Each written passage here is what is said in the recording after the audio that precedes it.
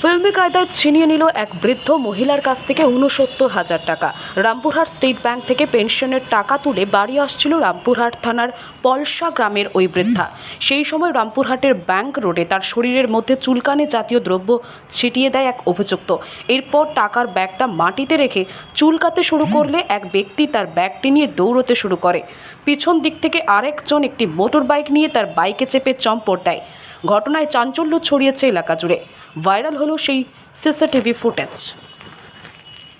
কি হয়েছে? আমি ব্যাংকে থেকে টাকা তুলে বেরিয়ে আসছি।